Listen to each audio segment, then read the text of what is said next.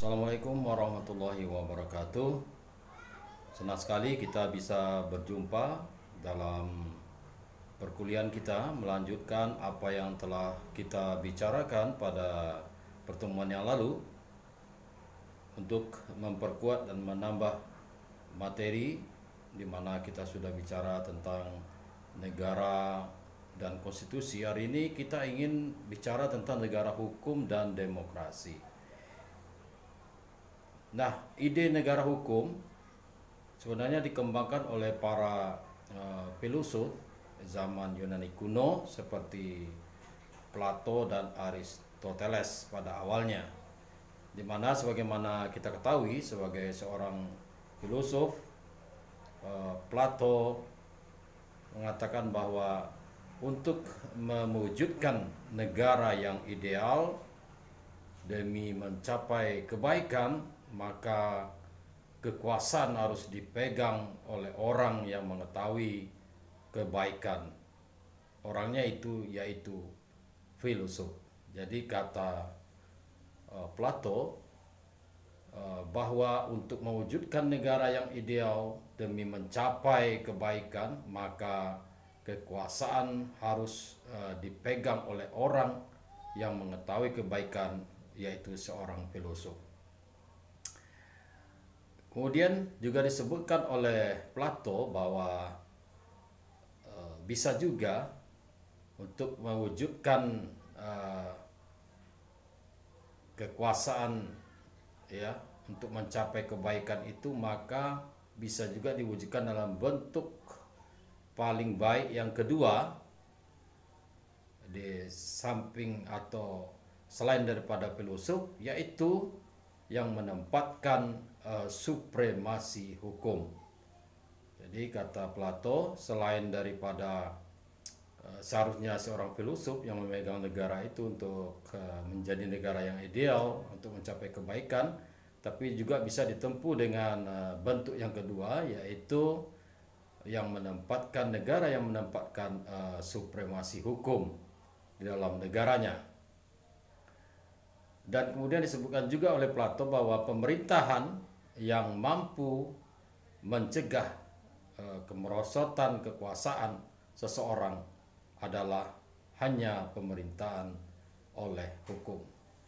Nah, ini merupakan satu ide dari negara hukum yang dikembangkan oleh para filosof zaman Yunani kuno, yaitu pendapat dari Plato. Jadi negara seharusnya diperintah, ya, dipimpin oleh seorang filosof, atau yang kedua negara harus supremasi hukum. Ketiga, pemerintahan yang mampu mencegah kemerosotan kekuasaan seseorang adalah pemerintahan oleh hukum. Itu dianggap sebagai ide negara hukum dari pendapat Plato tadi. Selanjutnya yang kedua juga seorang filosof, yaitu Aristoteles, di mana Aristoteles mengatakan bahwa untuk mencapai tujuan negara demi mencapai kehidupan yang paling baik hanya dapat dicapai oleh supremasi hukum.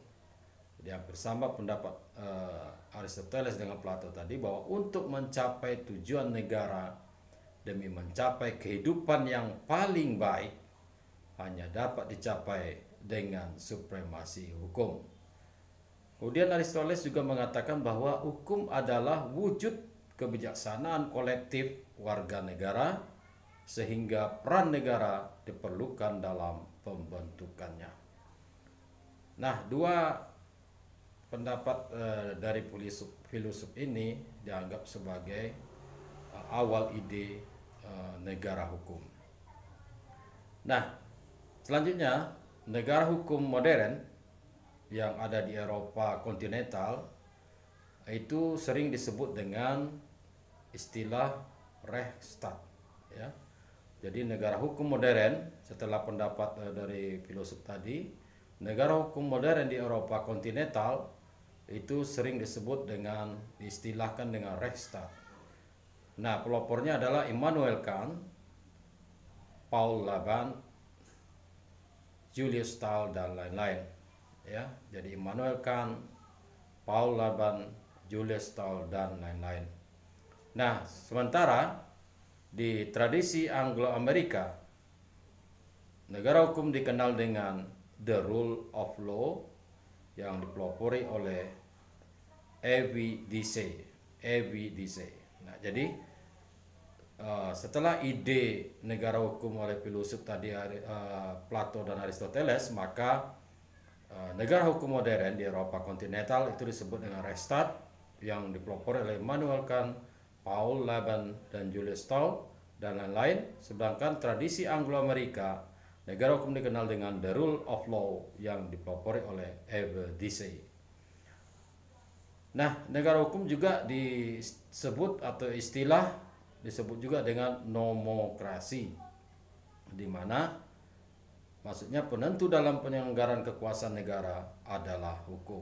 Jadi negara hukum, ya, tadi kita di Eropa Rechtsstaat, di Amerika the rule of law, dan juga kita mendengar atau mengetahui sebuah istilah untuk negara hukum lainnya yaitu disebut dengan nomokrasi, yaitu penentu dalam penyelenggaraan kekuasaan negara adalah hukum. Nah, konsep negara hukum yang disebut oleh A.V. Dicey dan Stall tadi, konsep hukum negara hukum disebut dengan konsep negara hukum generasi pertama di abad 19. Dan ini sering juga disebut sebagai konsep negara hukum formil, di mana peranan pemerintah sangat sedikit dan sempit dalam menjalankan pemerintahnya, di mana konsep ini dianggap hanya melindungi kepentingan sekelompok orang dalam sebuah negara karena menggunakan dalil laissez-faire, yaitu negara melindungi kedudukan ekonomi kelompok yang menguasai alat-alat produksi dan pemerintah. Jadi konsep negara hukum yang disebut oleh A.V. Dicey dan Stall itu, konsep negara hukum dianggap konsep negara hukum generasi pertama abad 19, dan ini disebut dengan negara hukum formil, di mana di sini dengan konsep negara hukum yang disebutkan oleh A.V. Dicey dan Stall ini, maka peranan pemerintah sangat sedikit dan sempit dalam menjalankan pemerintahnya. Ya, misalnya bahwa pemerintah tidak boleh ikut campur dalam kehidupan ekonomi, ya, sehingga hal ini dianggap konsep ini hanya melindungi kepentingan sekelompok orang dalam sebuah negara, dan negara dianggap hanya melindungi ekonomi kelompok yang menguasai alat-alat produksi dan pemerintah saja. Nah, oleh karena itu tentu akan muncul lagi beberapa konsep-konsep yang menyempurnakan dari konsep tadi. Nah, seperti apa yang disampaikan oleh Wolfgang Friedman, yang ini dianggap mewakili negara hukum pada abad yang ke-20, di mana disebutkan oleh Wolfgang Friedman bahwa pemerintah harus bertanggung jawab atas kesejahteraan rakyat. Nah, negara hukum abad ke-20 melahirkan negara hukum material, ya, di mana Profesor Utrecht mengatakan yaitu generasi yang kedua konsepsi negara hukum abad ke-20, yaitu negara hukum yang demokratis, juga mencakup dimensi ekonomi dalam rangka mensejahterakan rakyat. Jadi konsep negara hukum pada abad ke-20 yang disampaikan oleh Wolfgang Friedman ini yang dipelopori dan sebagaimana disebutkan oleh Profesor Utrecht, bahwa pemerintah harus bertanggung jawab atas kesejahteraan rakyat. Ini menjawab dari negara hukum formil tadi, di mana pemerintah dianggap hanya melindungi kelompok kepentingan tertentu. Maka di sini disebutkan bahwa pemerintah harus bertanggung jawab atas kesejahteraan rakyat, dan negara hukum abad ke-20 melahirkan negara hukum material, yaitu generasi kedua konsepsi negara hukum abad ke-20, di mana negara hukum yang demokratis, ya, yang bahwa konsep negara hukum yang demokratis, ya, negara hukum material tadi, bahwa negara juga mencakup dimensi ekonomi dalam rangka mensejahterakan rakyat. Jadi peran negara sudah cukup besar di dalam konsep negara hukum material atau negara hukum yang demokratis ini. Nah, konsepsi ini terus berkembang ya.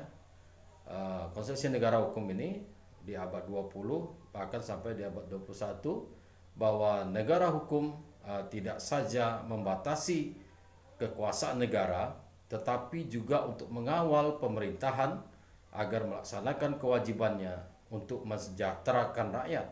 Oleh karena itu negara harus kuat.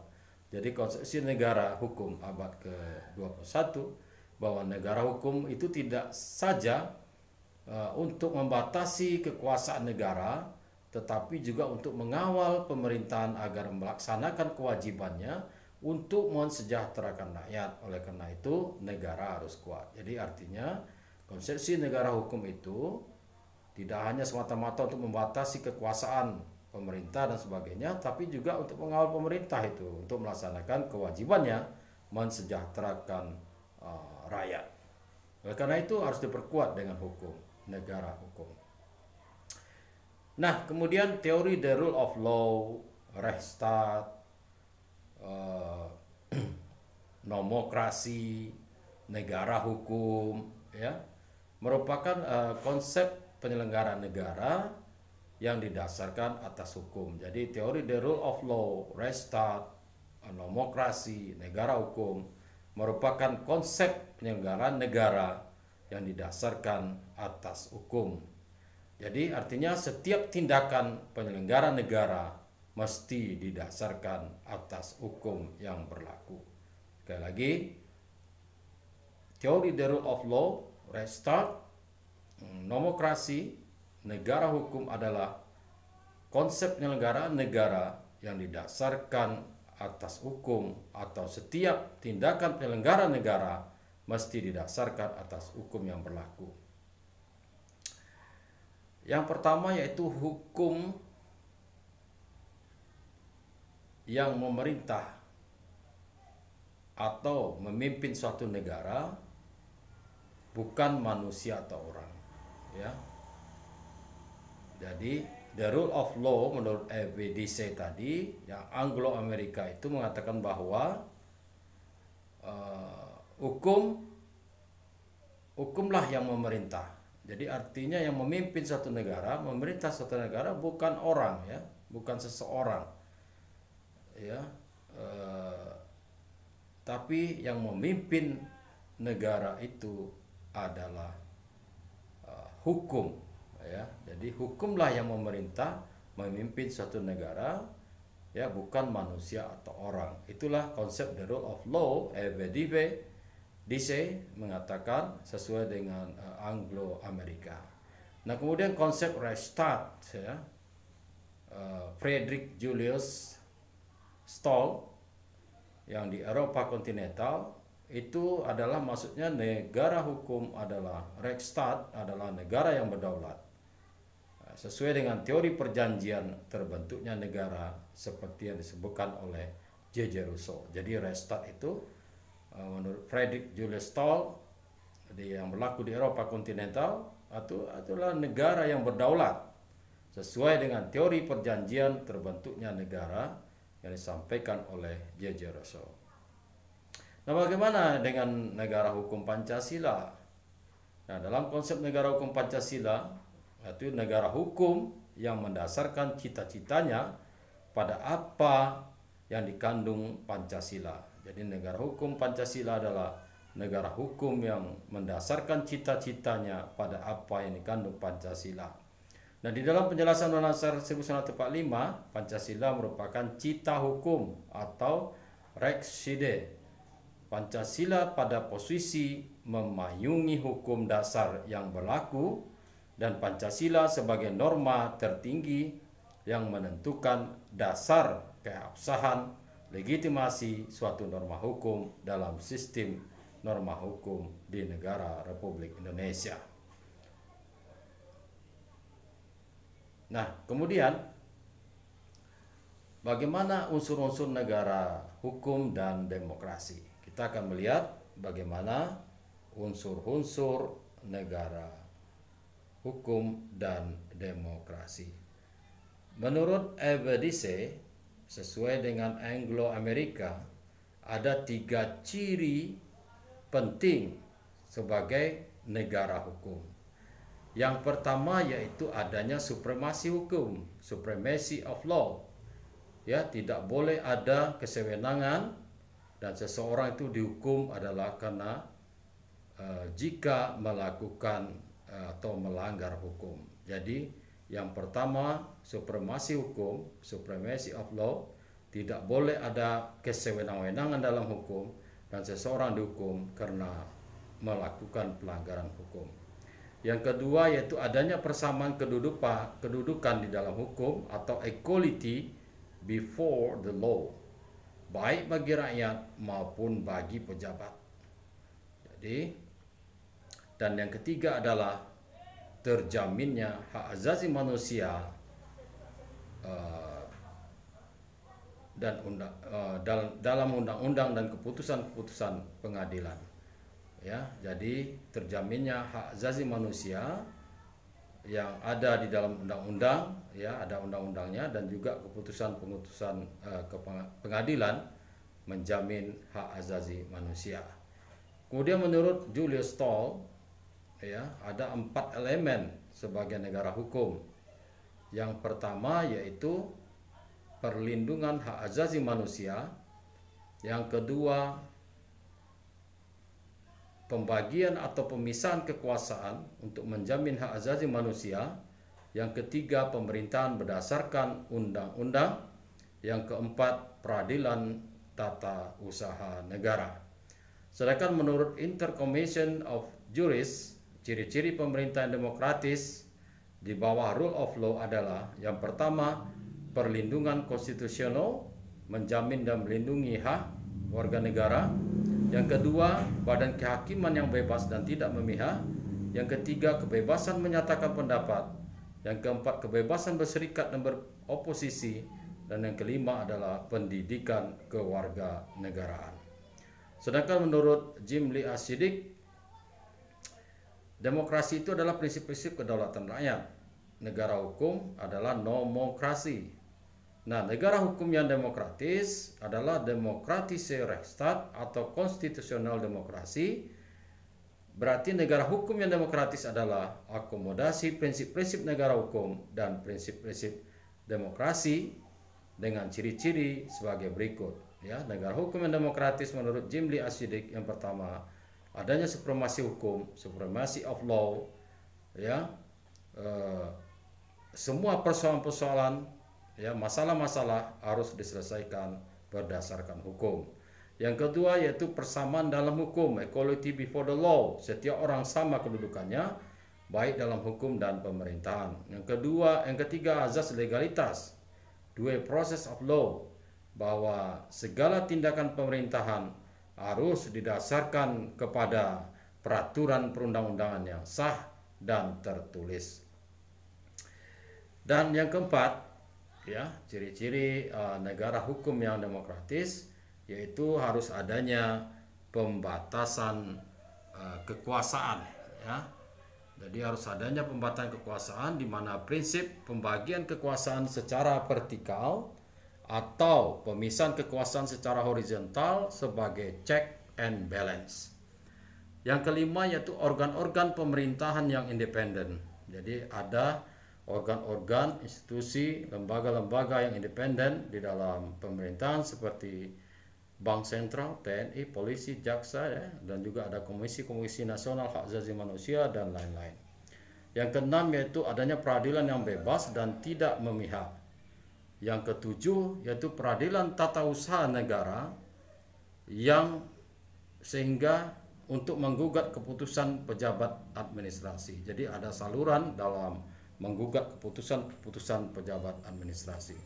Yang kedelapan adalah peradilan tata negara, di mana Mahkamah Konstitusi bisa menguji konstitusional dari sebuah undang-undang sebagai check and balance antara cabang-cabang kekuasaan untuk menjawab menjadi negara yang demokrasi.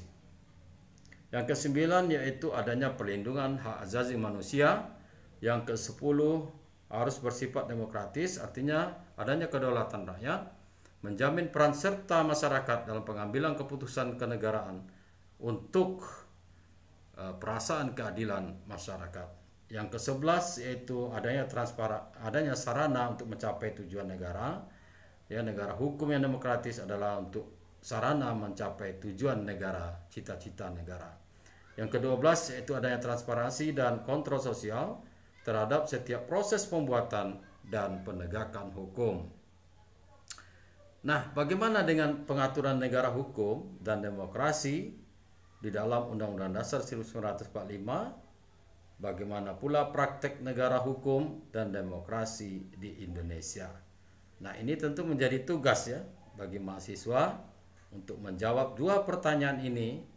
Yang pertama, bagaimana pengaturan negara hukum dan demokrasi dalam Undang-Undang Dasar 1945? Yang kedua, bagaimana praktik negara hukum dan demokrasi di Indonesia? Silakan dijawab berdasarkan materi yang telah kita sampaikan dari awal tadi hingga akhir ini, sehingga bisa menjawab dua pertanyaan ini sebagai tugas yang diberikan, sehingga mahasiswa bisa berpikir secara analitis, secara akademik, ya, bagaimana aplikasinya di dalam kehidupan kita berbangsa dan bernegara.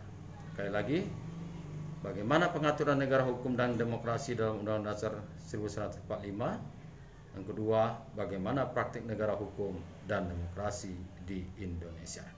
Tentunya jawabannya harus berimbang ya, antara positif dan negatif, mungkin ya, kelebihan atau kelemahan yang ditemukan di dalam praktek negara hukum dan demokrasi di Indonesia. Terima kasih, mudah-mudahan bisa bermanfaat dan bisa dipahami. Silakan ditonton berulang-ulang ya, supaya bisa paham sebelum menjawab pertanyaan yang diberikan. Terima kasih. Assalamualaikum warahmatullahi wabarakatuh.